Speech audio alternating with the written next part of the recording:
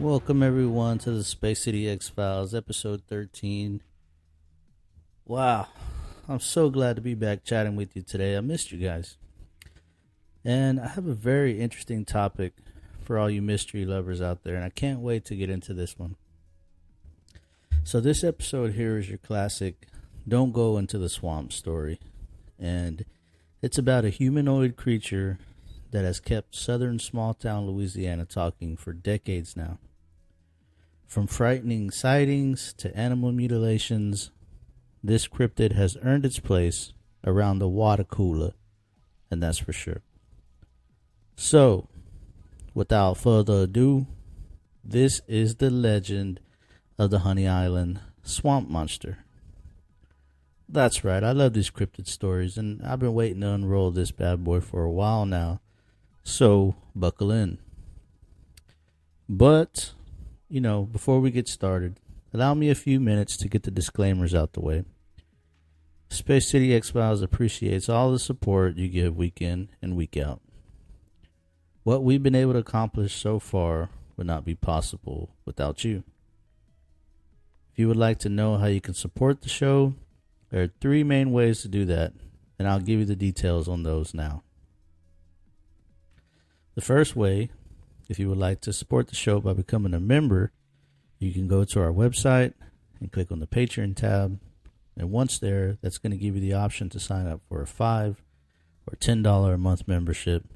And with that, you're going to get unreleased full episodes, access to our private Discord group, and free merchandise that we drop on you randomly.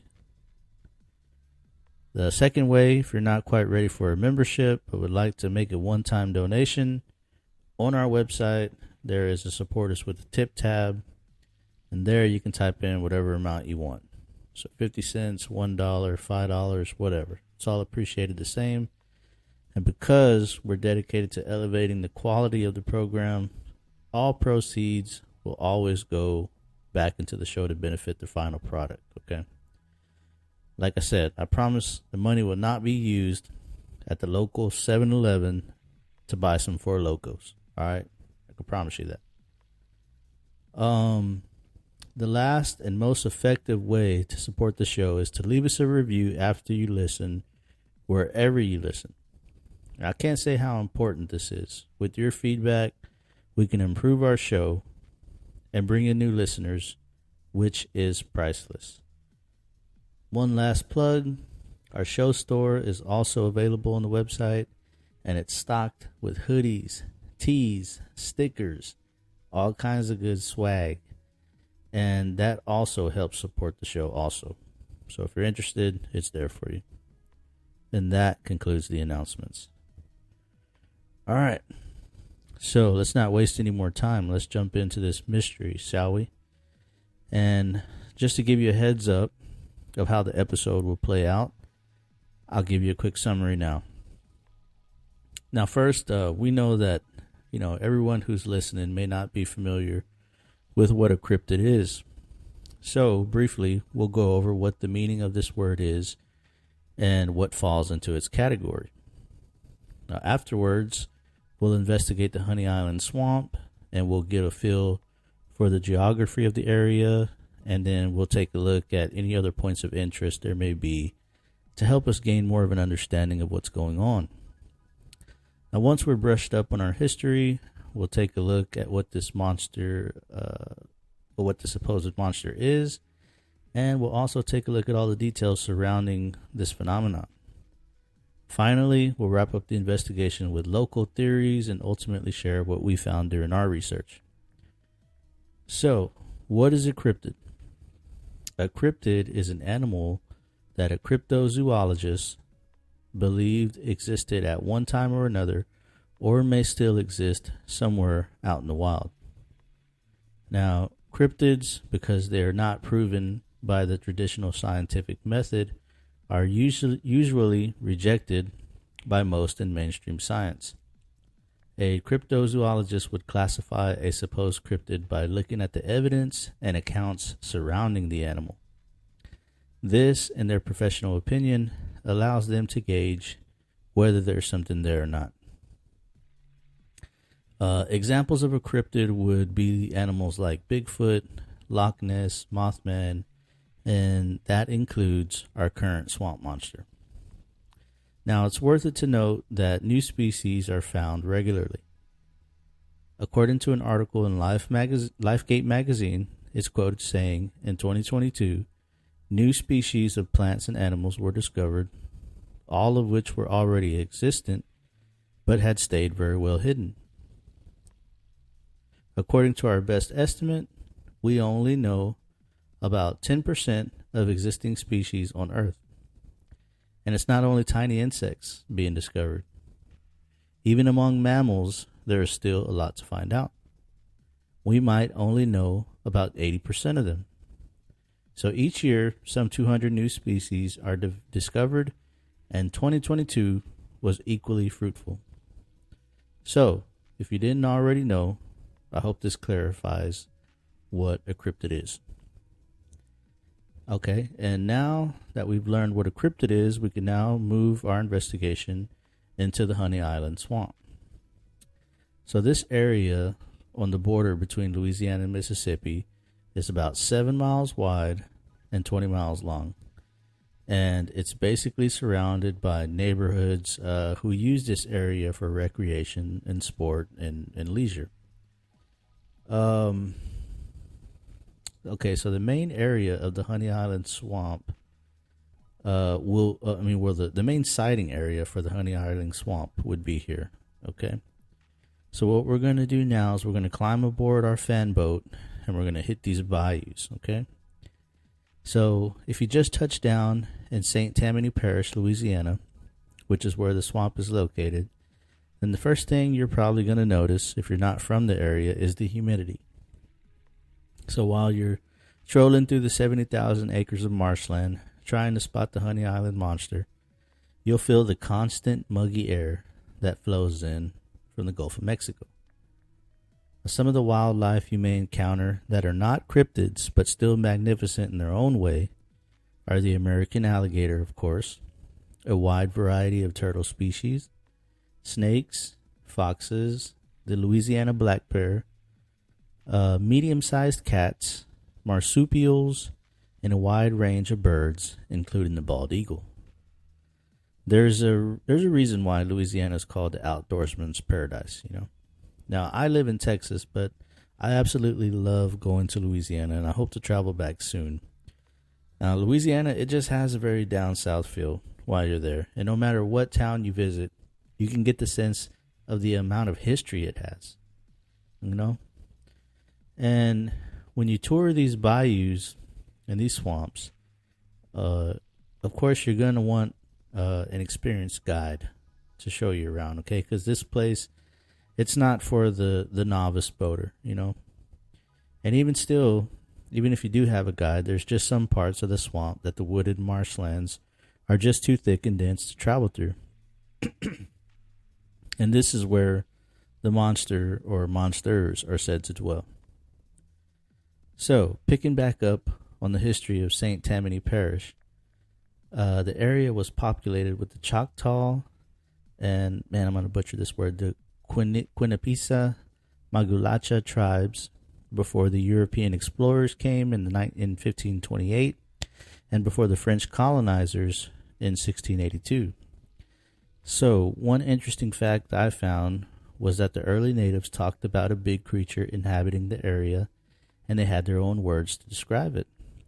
Now, some of the words translated to big man and stone man, and we'll go into depth on those later in the case details, but I thought it was worth mentioning it now for context.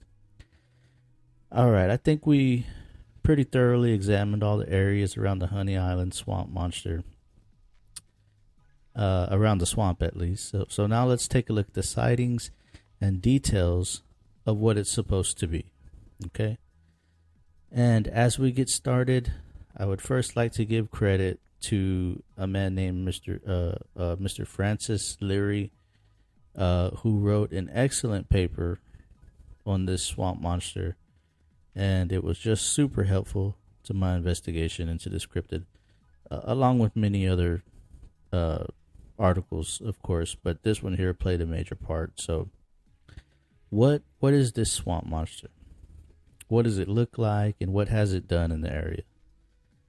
So, according to accounts dating back many, many years ago, the Honey Island swamp monster is described as a 7 to 10 foot tall primate looking thing that has long grayish hair, though at times it's also been reported as having orange hair. Now, the physical description can vary depending on what part of the state or what part of the country the encounter happened in, which is very interesting because that kind of implies that there are many different types of the same creature, perhaps different species. So, the monster's description continues with it said to have glowing orange or sometimes red eyes. Now, in my opinion, when you think of an animal that has glowing eyes at night, you may think about a type of cat, dog, or many other nocturnal animals.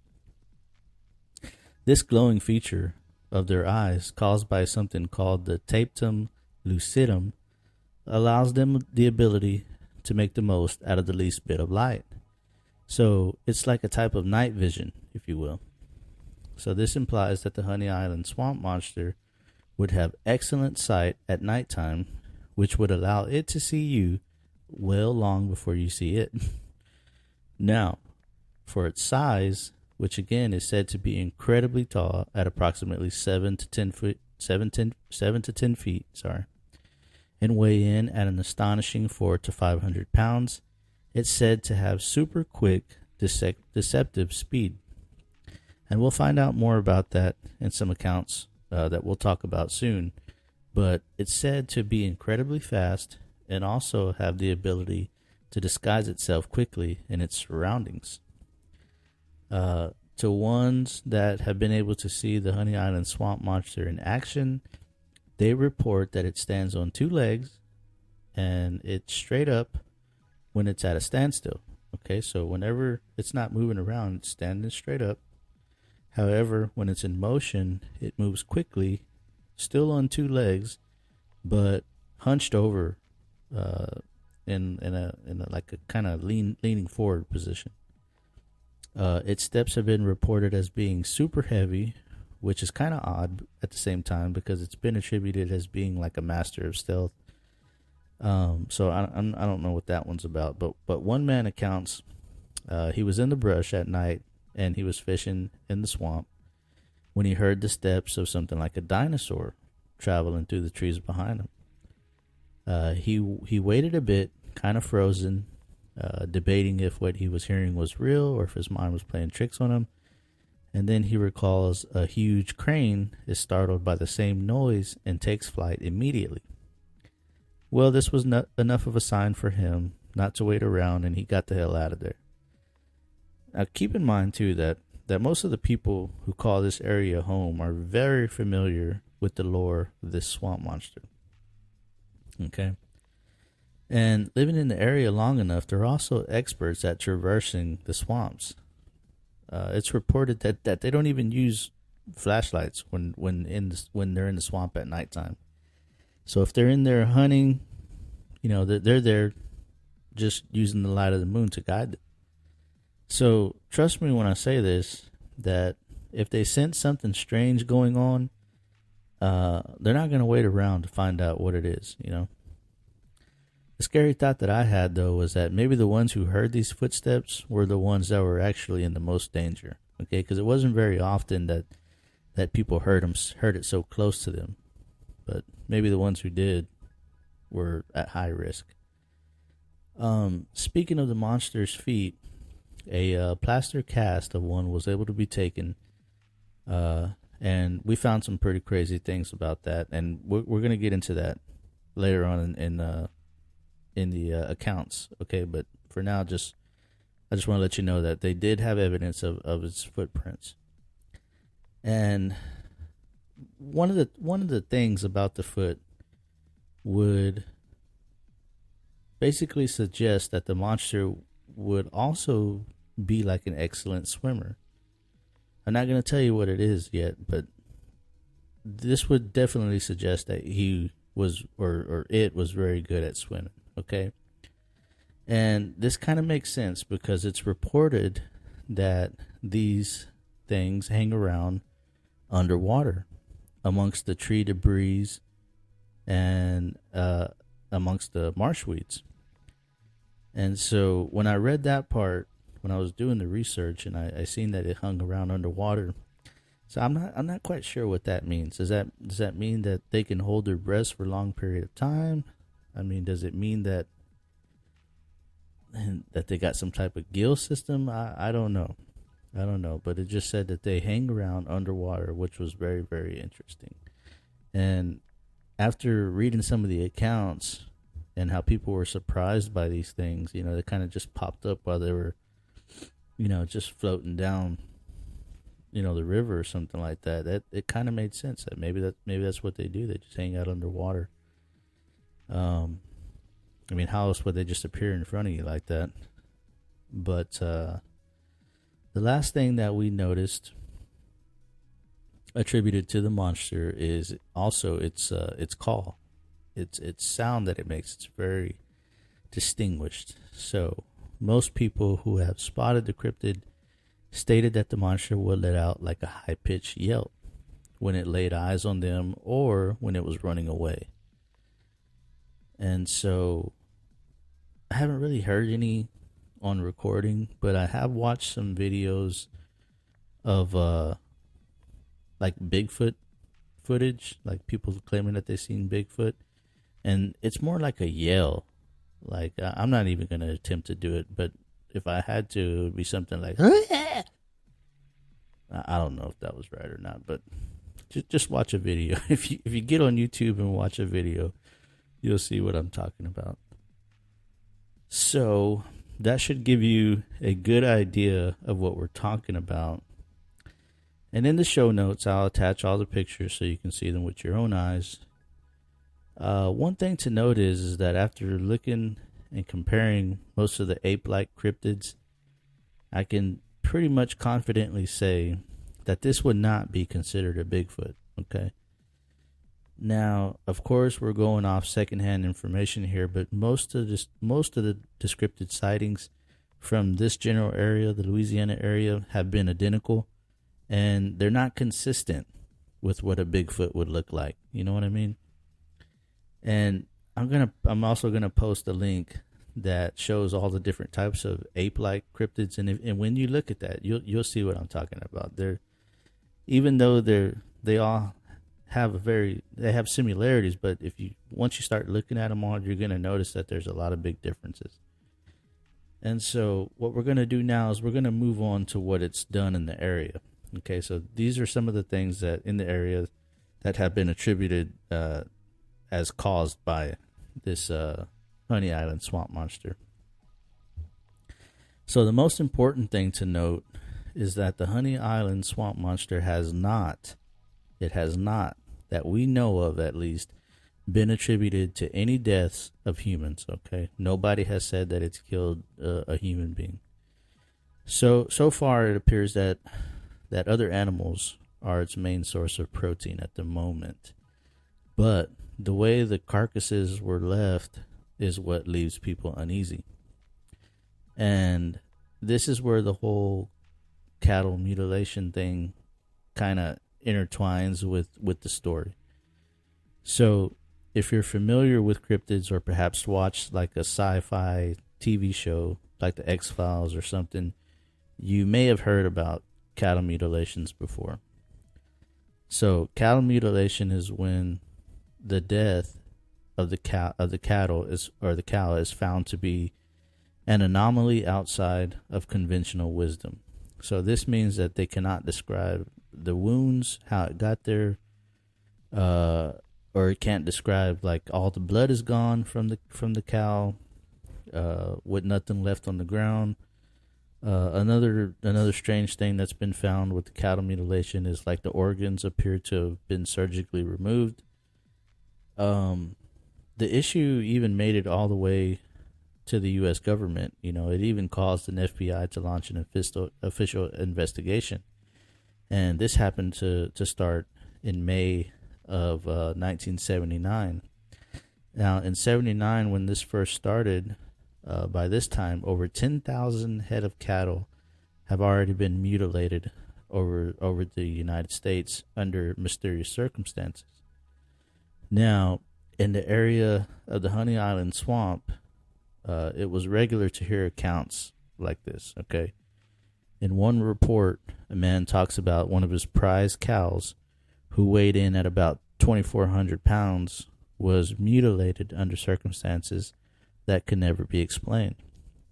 So the man said the whole front of his cow, from the front shoulders forward, meaning the head, the neck area, were completely missing. And behind the wound, meaning the shoulder back, were 4 large scratches from the top of the body all the way down to the bottom. Now, it was presumed that a large panther was probably the cause of this. Now that made a little bit of sense. The panther could have been a good explanation, I guess, but where they found the cow made that unlikely. Now, inside the pen where the other cows were, where this cow was originally, there was not one drop of blood. Okay? Nothing. No, where they found the carcass and the entrails were about 150 feet south of the pen in a small clearing leading to the swamp. So, this would mean that whatever killed the poor beast picked it up and carried it into the woods and massacred it there. Now, we know it was carried because there were no drag marks from the pen to the clearing by the swamp. Ain't that weird? And it wasn't only cows that made its into the Honey Island swamp monster, okay? It's not like my man's over there harboring some kind of hate against cows. People report that huge alligators, bears, deers, and even household pets have been found mutilated in unexplained ways. So, besides these facts, the only other thing the Honey Island swamp monster is guilty of is scaring the shit out of hunters and unsuspecting town folks. And so now, we know what it is, and we know the history. Now, let's take a more in-depth look at the personal accounts that have been presented through time, okay? So what we're going to do is we're going to start with the earliest encounters and work our way towards present day. Now, we mentioned a while ago that the early indigenous peoples seem to have known about the Honey Island swamp monster. And after doing some research, I came across an interview of a person from the Cherokee tribe recounting an experience he and his grandmother had, his great-grandmother. So the man recalls saying, and this is quoted, "My great-grandmother told me this story. She was a Cherokee Indian, and they lived in the mountains in western Watauga County in the late 1800s. She was 13 years old and had gone to gather some food along a creek in the bottom of a deep hollow. While she was there, she heard some shooting up on the ridge to the north. A few seconds later, she heard someone running down the side of the ridge towards her from the direction that she heard the shots. She was scared, since at that time it still wasn't a good idea for an Indian girl to be caught out by herself by a white man.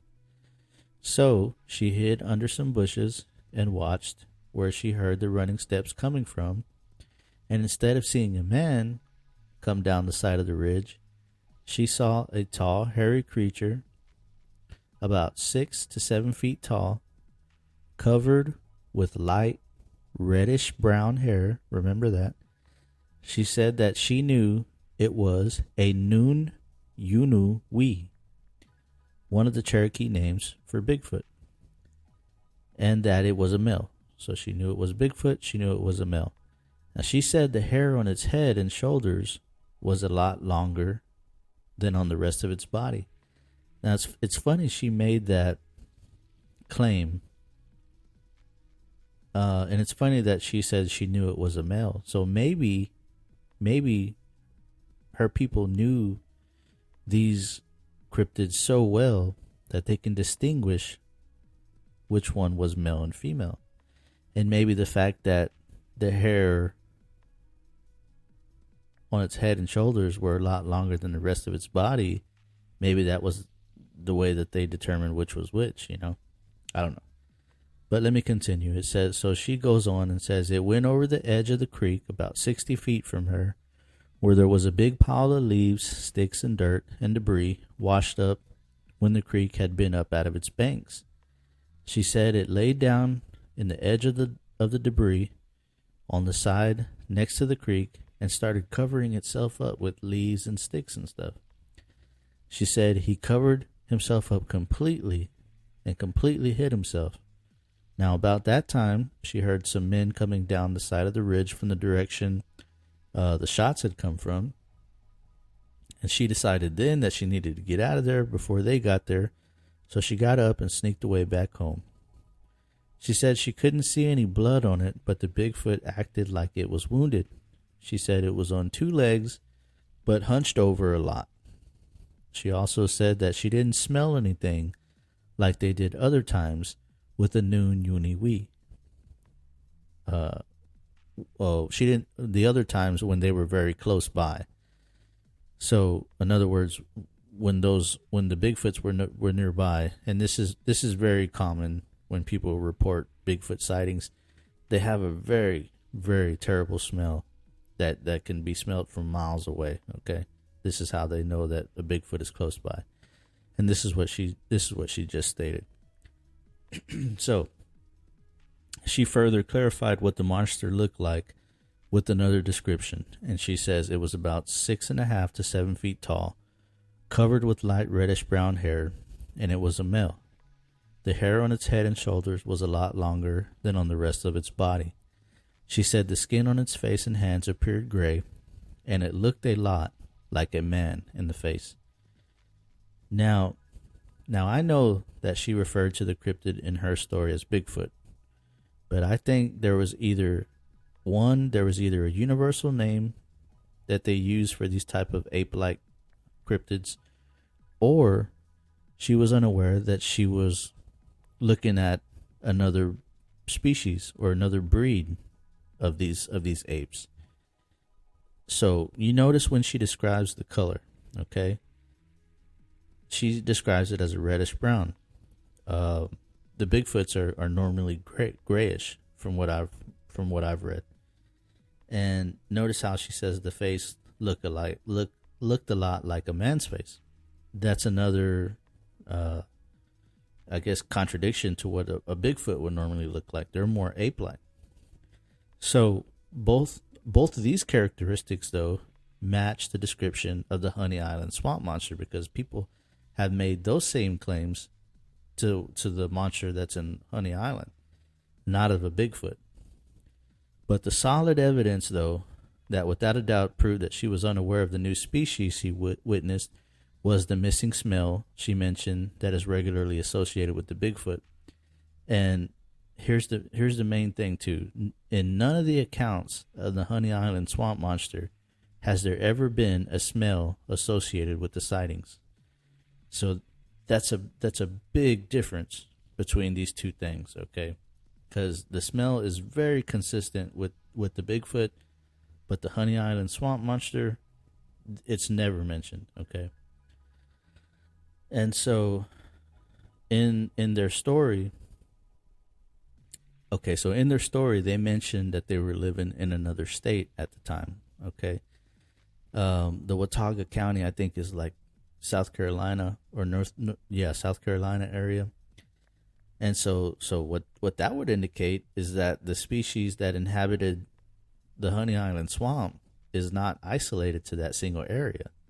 That means that whatever's down there was living up there at some point.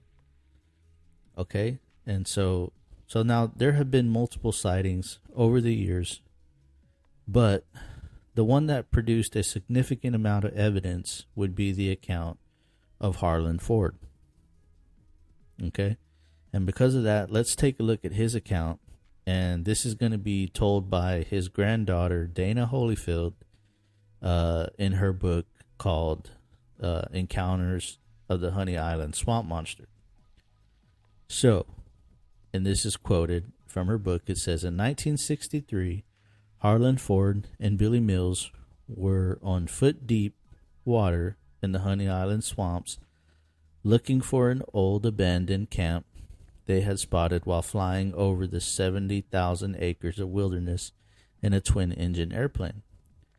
The two skilled hunters maneuvered their way through thick, overgrown swampland where few men have ever stepped foot. When they broke out of the dense vegetation, they stopped in awe of a massive creature that was on all fours in a clearing adjacent to a heavily wooded area. Billy said, "What the hell is that thing?" The creature heard their voices and stood on 2 feet to face them. After a few seconds of eye contact, it fled into the thicket.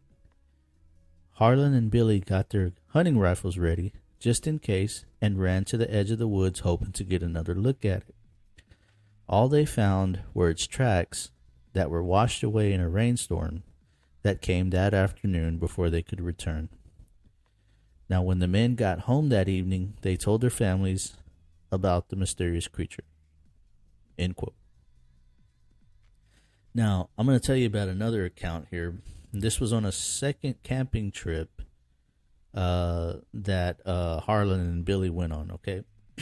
So, Holyfield states, and this is quoted, there was one other time Harlan sighted the creature on a fishing trip that he and Billy conjured up for a group of work buddies from the Air Traffic Control Center. But that night, Harlan and Billy weren't the only ones who got a look at the creature. Their buddy, Jim Harzog, had a hair-raising story to tell around the campfire. At nighttime, Billy's motor had run hot because of a busted water pump, so Harlan began boating the men back up the rapid area of the Pearl River to the campsite. Now, after he dropped off the first 2 men so they could start a fire, he went back for the others. While guiding the boat through swift water, his headlights spotted the creature standing on a bluff overlooking the river.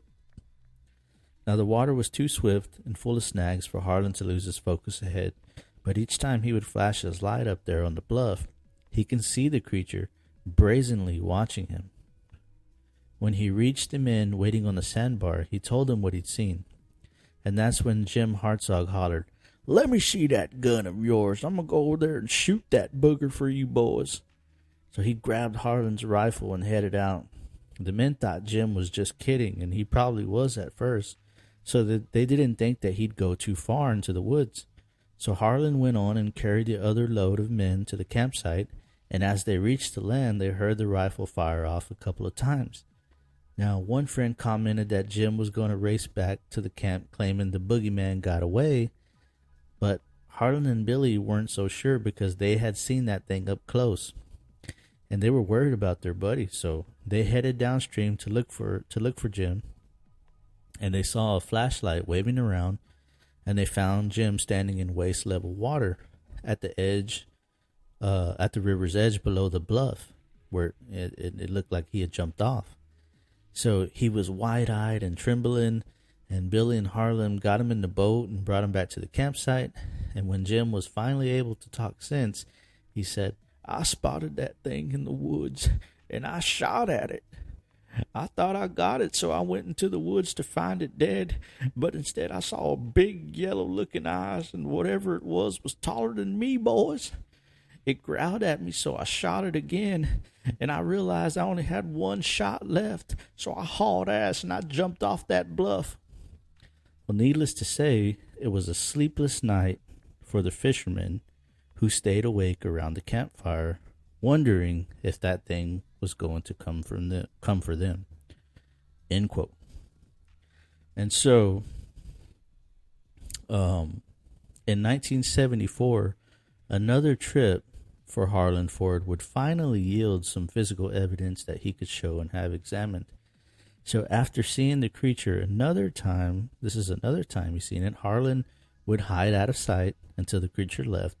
And when he thought the coast was clear, he proceeded to where the creature was and found many sets of extremely large footprints that were way too strange to be human.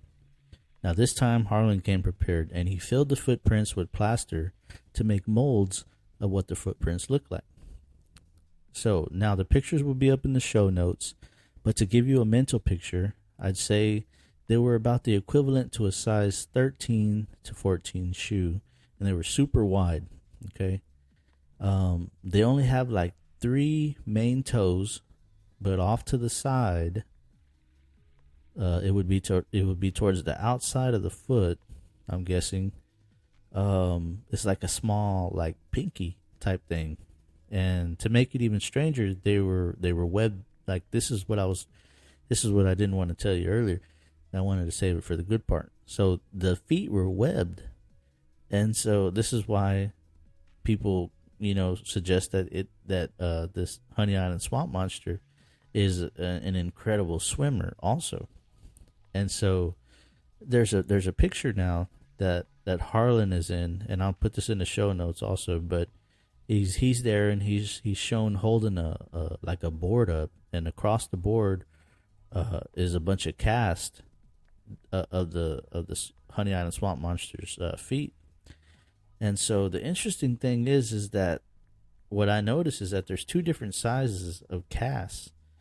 And to explain that, when Harlan mentioned that he saw the animal that one time, it was on all 4s, and then it rose up to stand up straight and look at them. So what I think the casts, I think the casts are different sizes because 2 are the feet and 2 are the hands.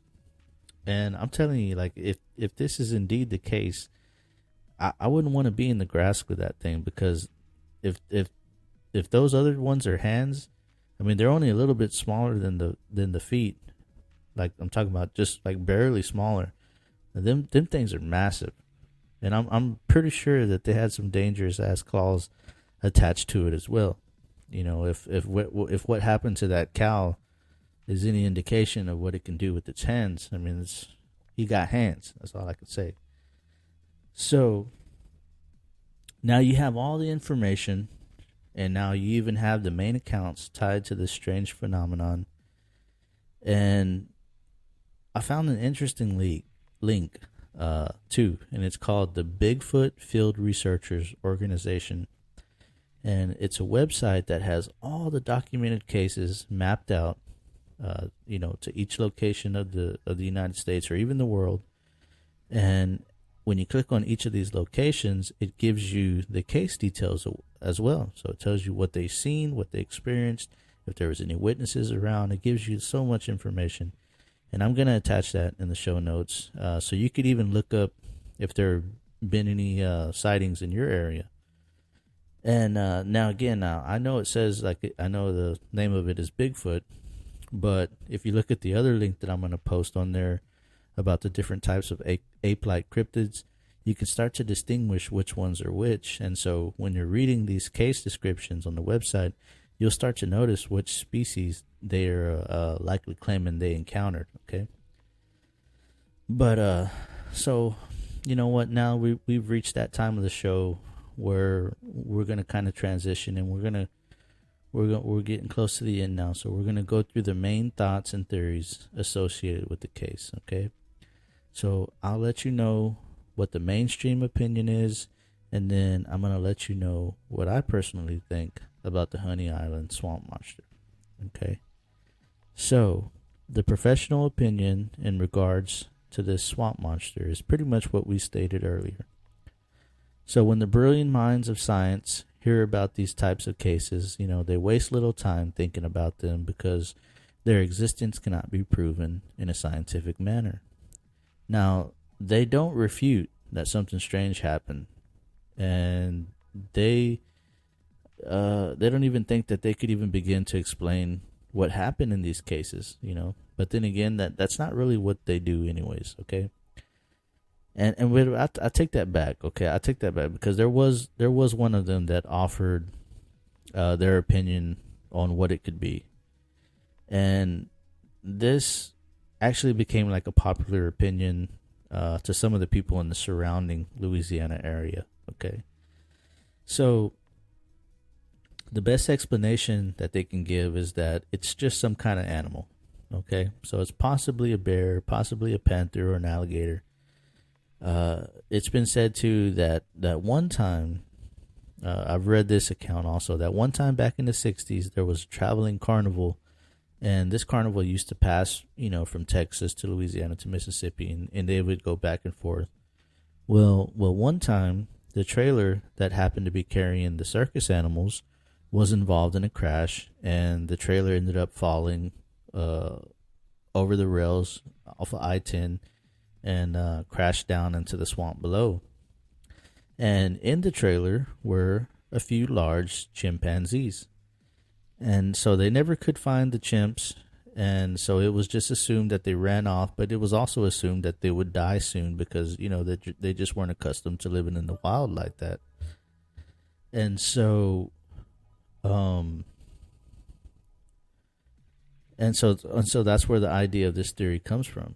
It's said that it's possible the chimps never died, but instead they thrived, and then they evolved into something else. I guess that's a pretty good explanation. I mean, probably because the chimp it's like in the ape family, and you're dealing with something that looks like an ape. I guess they can make that connection. But I mean, would that describe what happened? I'm sorry, no. I mean that. I guess that would describe what happened in this particular area. But how does that explain what happened everywhere else in the world? Is everybody having escaped chimps cause these things to happen, or be involved with these sightings? And another thing is, how does that explain what the Native Americans claim they saw? I mean, they have drawings and everything, and that was decades ago. So how would this account for what happened that long ago? It just can't. And so, also, another thing is, how does that account for the way the cows and the other local animals were butchered, in the most brutal way possible?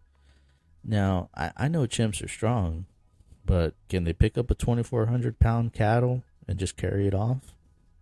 I don't know.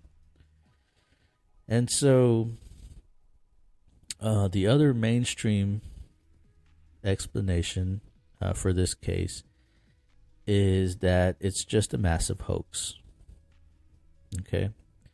It's said to be like the domino effect. One person thought they saw something, and they came up with the story, and then they kind of embellished the story, and then they told the story, and when someone heard it, then they told the story, and then so on and so on and so on.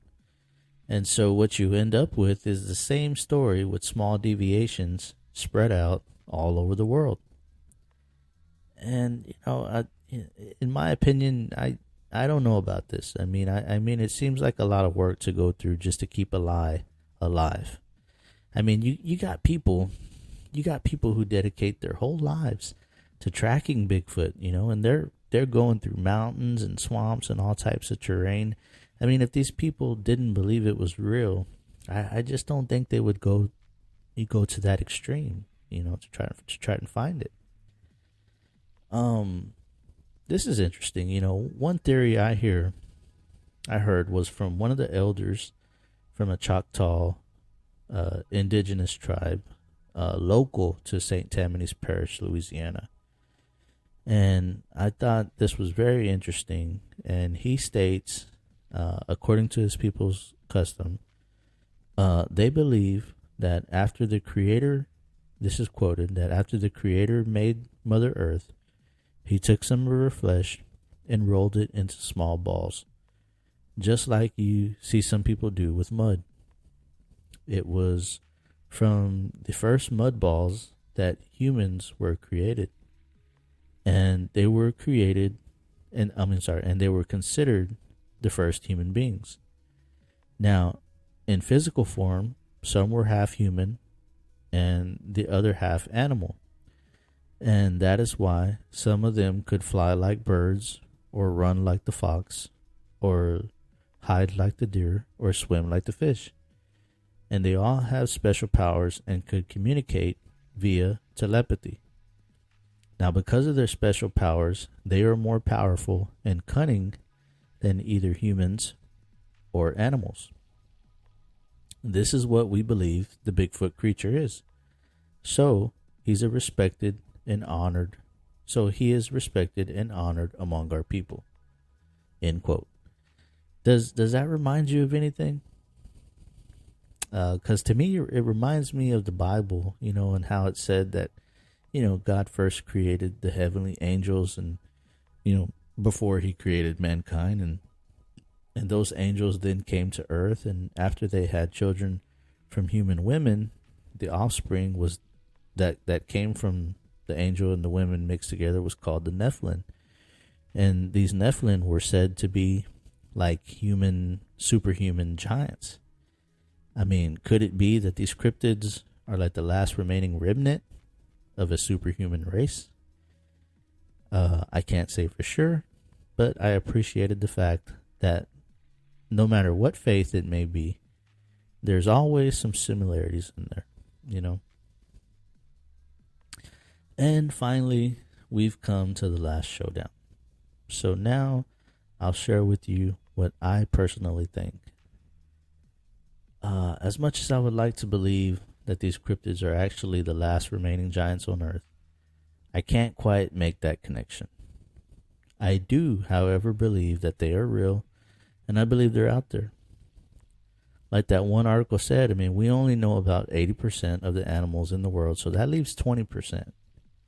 20% of the whole world, not counting the sea.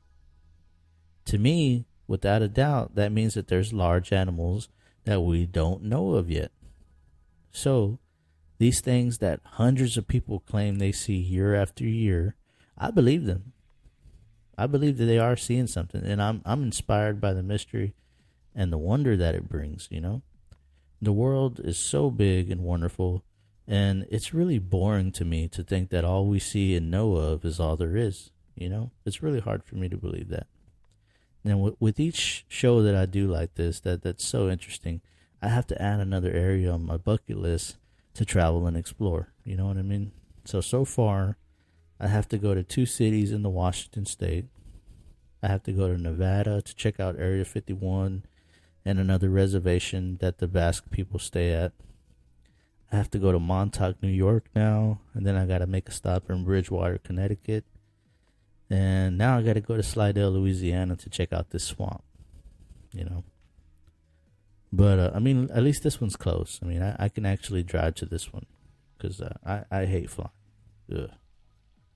Flying sucks, I'm claustrophobic at the same time, so it doesn't mix well with me. So, but anyhow, I hope you enjoyed yourself, and I think that about does it for this episode, folks.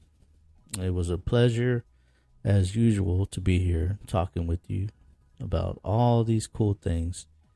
And I really appreciate you sharing your time with me. And if you enjoyed yourself, be sure to leave us a review. Let us know how much you liked it. And be sure to like and subscribe and all that other good stuff. All right. All right. I love you guys. And thanks again for being here. And I hope to see you on the next episode. So, again, this is Rick with the Space City X-Files. Y'all take care, and we'll see you on the next one.